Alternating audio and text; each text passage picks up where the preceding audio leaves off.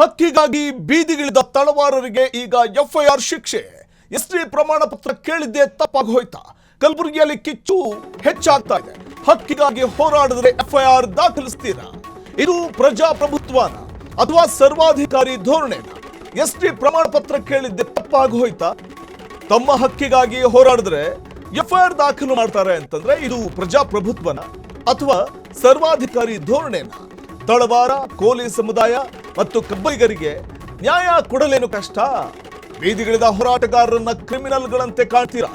ಪ್ರಿಯಾಂಕ್ ಖರ್ಗೆ ಅವರೇ, ಧ್ವನಿ ಇಲ್ಲದವರ ಮೇಲೇಕೆ ಈ ದಬ್ಬಾಳಿಕೆ? ಪ್ರಿಯಾಂಕ್ ಖರ್ಗೆ ಅವರೇ, ಧ್ವನಿ ಇಲ್ಲದವರ ಮೇಲೆ ಈ ದಬ್ಬಾಳಿಕೆ ಯಾಕೆ? ಇದು ಶೋಷಿತ ಸಮುದಾಯಗಳ ಪರವಾಗಿ ಫ್ರೀಡಂ ಟಿವಿ ಬಿತ್ತರಿಸ್ತಾ ಇರುವಂತಹ ಸುದ್ದಿ ಇದು.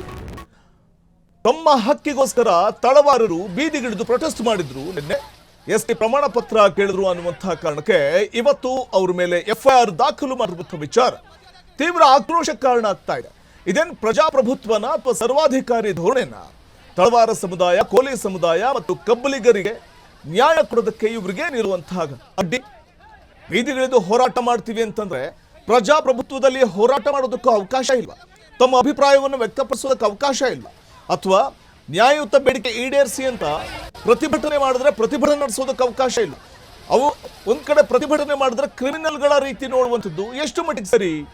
ತಮ್ಮ ಹಕ್ಕಿಗೋಸ್ಕರ ಬೀದಿಗಿಳಿದ್ರೆ ಎಫ್ಐಆರ್ ದಾಖಲು ಮಾಡ್ತೀರಿ ಅಂತಂದ್ರೆ ಪ್ರಜಾಪ್ರಭುತ್ವದಲ್ಲಿ ಪ್ರಜೆಗಳಿಂದ ಪ್ರಜೆಗಳಿಗಾಗಿ ಪ್ರಜೆಗಳಿಗೋಸ್ಕರ ಇರುವಂಥದ್ದು ಇಲ್ಲಿ ಭಾರತ ದೇಶದಲ್ಲಿ ಇರುವಂತಹ ಸರ್ಕಾರಗಳು. ಆದ್ರೆ ಪ್ರಜೆಗಳು ತಮ್ಮ ಹಕ್ಕನ್ನ ಕೇಳಿದ್ರೆ, ತಾವು ಚುನಾಯಿಸಿದಂತಹ ಜನಪ್ರತಿನಿಧಿಗಳ ಮುಂದೆ ನಮ್ಮ ಹಕ್ಕನ್ನ ನಾವು ಕೇಳಿದ್ರೆ ನಾವೇ ತಪ್ಪಿತಸ್ಥರಾಗ್ತೀವ? ಇಲ್ಲಿ ನಮ್ಮಿಂದ ಆಯ್ಕೆ ಆದಂಥವರು ಸರ್ವಾಧಿಕಾರಿ ಧೋರಣೆಯನ್ನ ಅನುಸರಿಸ್ತಾ ಇದ್ದಾರೆ ಅನ್ನುವಂಥ ಆಕ್ರೋಶ ವ್ಯಕ್ತವಾಗ್ತಾ ಇದೆ.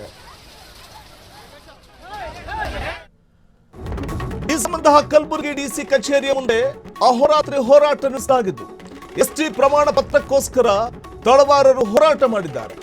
ಶಾಲಾ ದಾಖಲೆಗಳಲ್ಲಿ ತಳವಾರ ಎಂದಿದ್ರೂ ಕೂಡ ಸರ್ಟಿಫಿಕೇಟ್ ಕೊಟ್ಟಿಲ್ಲ.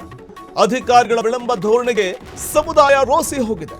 ಹೋರಾಟಗಾರ ಶಿವಕುಮಾರ್ ಸೇರಿ 28 ಜನರ ವಿರುದ್ಧ ಕೇಸ್ ದಾಖಲು ಮಾಡಲಾಗಿದೆ. ಬ್ಯಾರಿಕೇಡ್ ಮುರಿದರೆಂಬ ನೆಪ ಹೇಳಿ ಸಮುದಾಯದ ಮೇಲೆ ಸೇಡನ್ನು ತೀರಿಸಿಕೊಳ್ಳುವಂಥದ್ದು ಎಷ್ಟು ಮಟ್ಟಿಗೆ ಸರಿ?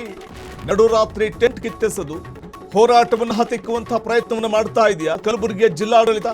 ಭಾರಿ ಚರ್ಚೆಗ್ರಾಸವಾಗ್ತಾ ಇದೆ ಜಿಲ್ಲಾಡಳಿತದ ಇಬ್ಬಗೆಯ ನೀತಿ, ಸರ್ವಾಧಿಕಾರಿ ಧೋರಣೆಯನ್ನ ತೋರ್ತಾ ಇರುವಂಥದ್ದು ಕಲಬುರಗಿಯ ಜಿಲ್ಲಾಡಳಿತ. ಎಸ್ಟಿ ಪ್ರಮಾಣ ಪತ್ರವನ್ನ ಕೇಳಿದ್ದಕ್ಕೆ ಅದಕ್ಕೋಸ್ಕರ ಹೋರಾಟ ಮಾಡಿದರೆ ಅದನ್ನ ತಪ್ಪ? ಶಾಲಾ ದಾಖಲೆಗಳಲ್ಲಿ ತಳವಾರ ಅಂತ ಹೇಳಿದ್ರು ಕೂಡ ಸರ್ಟಿಫಿಕೇಟ್ ಕೊಡ್ತಾ ಇಲ್ಲ ಅಂತ ಪ್ರಶ್ನೆ ಮಾಡಿದೆ ತಪ್ಪ? ಅಧಿಕಾರಿಗಳ ವಿಳಂಬ ಧೋರಣೆಗೆ ಇದೀಗ ಸಮುದಾಯಗಳು ರೋಸಿ ಹೋಗ್ತಾ ಇವೆ. ಹೋರಾಟಗಾರ ಶಿವಕುಮಾರ್ ಸೇರಿ 28 ಮಂದಿಯ ವಿರುದ್ಧ ಕೇಸ್ ದಾಖಲಾಗಿದೆ. ಬ್ಯಾರಿಕೇಡ್ ಮುರಿದು ಹಾಕಿದ್ರು ಅನ್ನುವಂಥ ನೆಪ ಇಟ್ಕೊಂಡು ಸಮುದಾಯದ ಮೇಲೆ ಸೇಡ್ ತೀರಿಸಿಕೊಳ್ಳೋದಕ್ಕೆ ಮುಂದಾಗಲಾಗಿದೆ. ನಡುರಾತ್ರಿ ಟೆಂಟ್ ಕಿತ್ತೆಸೆದು ಹೋರಾಟಗಾರರನ್ನ ಅಕ್ರಮವಾಗಿ ಬಂಧಿಸಲಾಗಿದೆ. ಹೋರಾಟ ಹತ್ತಿಕ್ಕುವಂತಹ ಪ್ರಯತ್ನ ಅಲ್ವೇ ಇದು? ಕಲಬುರಗಿ ಜಿಲ್ಲಾಡಳಿತ ಮಾಡ್ತಾ ಇರುವಂತಹ ಈ ನಡೆ ಇಬ್ಬಗೆಯ ನೀತಿ ಅಲ್ವೇ ಇದು? ಒಂದ್ ಕಡೆ ಪ್ರತಿಭಟನೆ ಮತ್ತಷ್ಟು ತೀಕ್ಷ್ಣತೆಯನ್ನ ಪಡ್ಕೋತಾ ಇದೆ. ಇನ್ನು ಹೋರಾಟಗಾರ ರಾಜ್ಕುಮಾರ್ ಅವರು ಫ್ರೀಡಂ ಟಿವಿ ಜೊತೆ ದೂರವಾಣಿ ಸಂಪರ್ಕದಲ್ಲಿದ್ದಾರೆ. ರಾಜ್ಕುಮಾರ್ ಅವರೇ, ನಮಸ್ಕಾರ. ನಮಸ್ಕಾರ ಸರ್. ನಮಸ್ಕಾರ ಸರ್. ತಮ್ಮ ಹಕ್ಕಿಗೋಸ್ಕರ ಬೀದಿಗಿಳಿದು ಹೋರಾಟ ಮಾಡಿದ್ರೆ ತಪ್ಪ ಸರ್ ಅದು? ಇಂಥ ಒಂದು ಶಿಕ್ಷೆಯನ್ನ ವಿಧಿಸೋದು ಎಷ್ಟು ಮಟ್ಟಿಗೆ ಸರಿ? ಎಫ್ಐಆರ್ ದಾಖಲು ಮಾಡೋದು ಎಷ್ಟು ಮಟ್ಟಿಗೆ ಸರಿ ಅಂತ? ಸರ್, ಇವತ್ತು ಭಾರತ ದೇಶದಲ್ಲಿ ಡಾಕ್ಟರ್ ಬಿ ಆರ್ ಅಂಬೇಡ್ಕರ್ ಅವರು ಏನು ತಮಗೆ ನ್ಯಾಯಯುತವಾದಂತ ಹಕ್ಕನ್ನ ಸಿಗದೆ ಹೋದ್ರೆ ನ್ಯಾಯ ಪಡೆಯೋಕ್ಕೋಸ್ಕರ ಹೋರಾಟ ಮಾಡೋದು ಅನಿವಾರ್ಯವಾಗಿದೆ. ಇದು ಸ್ವತಂತ್ರ, ನಮಗೆ ಸ್ವತಂತ್ರ ಇದೆ ಹೋರಾಟ ಮಾಡಕ್ಕೆ. ಆದ್ರೆ ಕಲಬುರಗಿಯಲ್ಲಿ ಮಾತ್ರ ಯಾವುದೇ ಸ್ವತಂತ್ರ ಇಲ್ಲ.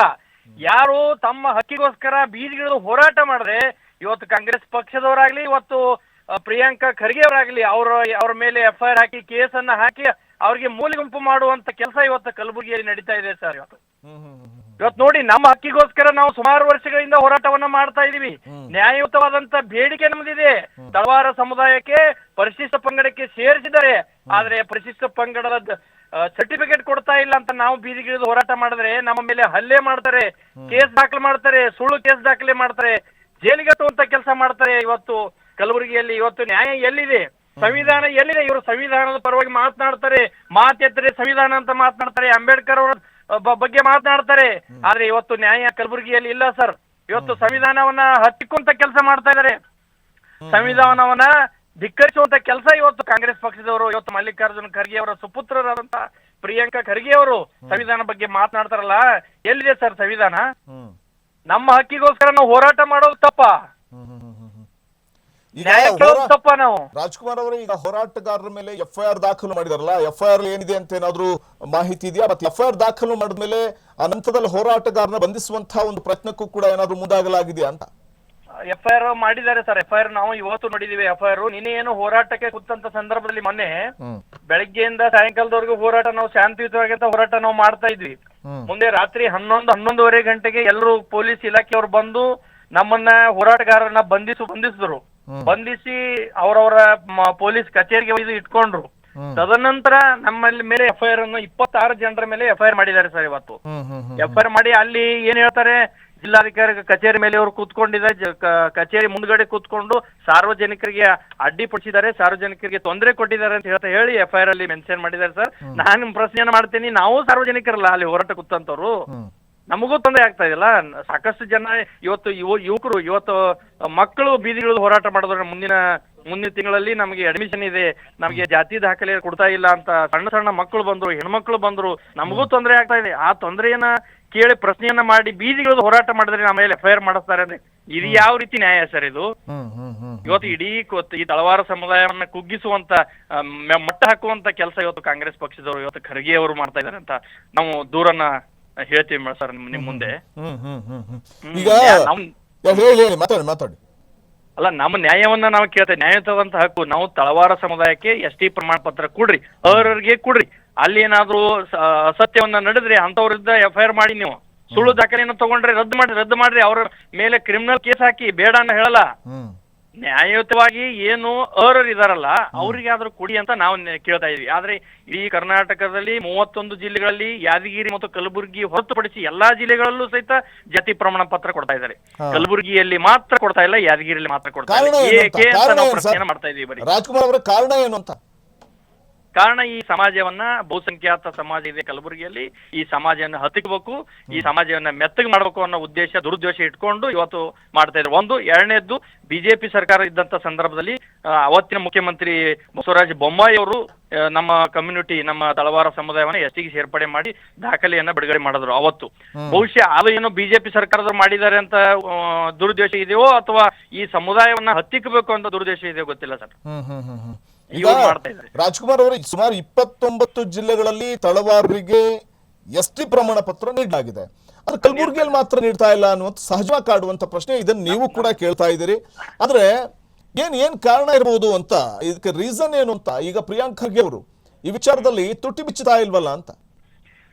ತುಟಿ ಬಿಸ್ತಾರೆ ಸರ್. ಇಲ್ಲಿವರೆಗೂ ನಮಗೂ ಸಹಿತ ಕಾಡ್ತಿರುವಂತ ಪ್ರಶ್ನೆನೇ ಅದೇ. ಇಡೀ ಕರ್ನಾಟಕದಲ್ಲಿ ಎಲ್ಲಾ ಜಿಲ್ಲೆಗಳಲ್ಲೂ ಸಹಿತ ST ಪ್ರಮಾಣ ಪತ್ರ ಕೊಡ್ತಾ ಇದ್ದಾರೆ, ಕಲಬುರಗಿಯಲ್ಲಿ ಮಾತ್ರ ಏಕೆ ಕೊಡ್ತಾ ಇಲ್ಲ? ಅದ್ರ ಬಗ್ಗೆ ಕ್ಲಿಯರಿಟಿ ಕೊಡ್ಬೇಕಲ್ಲ. ಖರ್ಗೆ ಅವರು ಉಸ್ತುವಾರಿ ಸಚಿವರು ಇದ್ದಾರೆ, ಪಕ್ಷದ ಮುಖಂಡರು ಇದ್ದಾರೆ, ಆ ಪಕ್ಷದಲ್ಲಿ ನಾಯಕರಿದ್ದಾರೆ, ದೊಡ್ಡ ಮಟ್ಟದ ನಾಯಕರಿದ್ದಾರೆ, ಬೆಳೆದಿದ್ದಾರೆ. ಅವ್ರ ತಂದೆಯವರು ರಾಷ್ಟ್ರೀಯ ಪಕ್ಷದ ಅಧ್ಯಕ್ಷರು, ರಾಷ್ಟ್ರೀಯ ಅಧ್ಯಕ್ಷರು. ಇವತ್ತು ಉಸ್ತುವಾರಿ ಮಂತ್ರಿಗಳು ಪ್ರಿಯಾಂಕಾ ಖರ್ಗೆ ಅವರು, ಅದ್ರ ಬಗ್ಗೆ ಕೊಡ್ಬೇಕಲ್ಲ ಧ್ವನಿ. ರಾಜ್ಕುಮಾರ್ ಅವರು, ಒಂದ್ ಕಡೆ ಜಿಲ್ಲೆಯಲ್ಲಿ ಈಗಾಗಲೇ ಸಾವಿರಾರು ಜನರಿಗೆ ನಿಯಮಾನುಸಾರ ST ಪ್ರಮಾಣ ಪತ್ರವನ್ನು ನೀಡಲಾಗಿದೆ, ಆದ್ರೆ ಸುಳ್ಳು ಜಾತಿ ಪ್ರಮಾಣ ಪತ್ರ ಪಡೆಯಲು ಯತ್ನಿಸುವವರ ವಿರುದ್ಧ ನಾವು ಕ್ರಮವನ್ನು ಕೈಗೊಳ್ಳುತ್ತೀವಿ ಅನ್ನುವಂತ ಮಾತನ್ನು ಕೂಡ ಹೇಳಿದ್ದಾರೆ. ಹೌದು. ಸುಳ್ಳು ಜಾತಿ ಪ್ರಮಾಣ ಪತ್ರ ಯಾರು ಪಡೆದಿದ್ದಾರೆ ಆ ದಾಖಲೆಯನ್ನ ರದ್ದುಪಡಿಸಿ ಅವರ ಮೇಲೆ ಕ್ರಿಮಿನಲ್ ಕೇಸನ್ನ ಹಾಕಿ ನಾವು ಅದಕ್ಕೆ ಬೆಂಬಲ ಇದ್ದೀವಿ, ಒಪ್ಕೊಳ್ತೀವಿ ನಾವು. ಆದ್ರೆ ಸುಳ್ಳು ದಾಖಲೆಯನ್ನ 100ರಲ್ಲಿ ಒಬ್ರು ಯಾರು ತಗೊಂಡಿದ್ದಾರೆ ಅಂದ್ರೆ ಇಡೀ 100 ಜನರಿಗೆ ಯಾಕೆ ನೀವು ದಾಖಲೆಯನ್ನ ಕೊಡ್ತಾ ಇಲ್ಲ? ಲೋಕಸಭೆ ಚುನಾವಣೆ ನಡೆಯುವಂತ ಸಂದರ್ಭದಲ್ಲೂ ಸಹಿತ ಜಾತಿ ದಾಖಲೆಯನ್ನು ಕೊಟ್ಟರು, ಇವರು ಪ್ರಮಾಣ ಪತ್ರ ಕೊಟ್ಟರು. ಲೋಕಸಭೆ ಚುನಾವಣೆ ಎಲ್ಲಿ ಅವತ್ತು ಮುಗೀತು, ಅಲ್ಲಿಂದ ಇಲ್ಲಿ ತನಕನೂ ಸಹಿತ ಜಾತಿ ಪ್ರಮಾಣ ಪತ್ರ ನಮಗೆ ಕೊಡ್ತಾ ಇಲ್ಲ. ಲೋಕಸಭಾ ಚುನಾವಣೆ ತನಕನೂ ಕೊಟ್ಟರು ಸರ್. ಇವ್ರು ಎಂತ ಆಟ ಆಡ್ತಾರೆ ನೋಡ್ರಿ ರಾಜಕೀಯ ಮುಖಂಡರು. ಲೋಕಸಭೆ ಚುನಾವಣೆ ತನಕನೂ ಕೊಟ್ರು, ಮುಗಿದ ನಂತರ ಜಾತಿ ದಾಖಲೆಯನ್ನು ಕೊಡಕ್ಕೆ ಸ್ಟಾಪ್ ಮಾಡಿದ್ರು ಕಲಬುರಗಿ. ಓಕೆ ರಾಜ್ಕುಮಾರ್ ಅವರೇ, ಥ್ಯಾಂಕ್ ಯು ಫ್ರೀಡಮ್ ಟಿವಿ ಜೊತೆ ಮಾತಾಡಿದ್ದಕ್ಕಾಗಿ. ಕ್ಷಣ ಕ್ಷಣದ ಸುದ್ದಿಗಳಿಗಾಗಿ ಫ್ರೀಡಂ ಟಿವಿ ಸಬ್ಸ್ಕ್ರೈಬ್ ಮಾಡಿ, ಲೈಕ್ ಮಾಡಿ ಹಾಗೂ ಫಾಲೋ ಮಾಡಿ. ಹೊಸ ಸುದ್ದಿಗಳ ನೋಟಿಫಿಕೇಶನ್ಗಾಗಿ ಬೆಲ್ ಐಕಾನ್ ಮೇಲೆ ಕ್ಲಿಕ್ ಮಾಡಿ.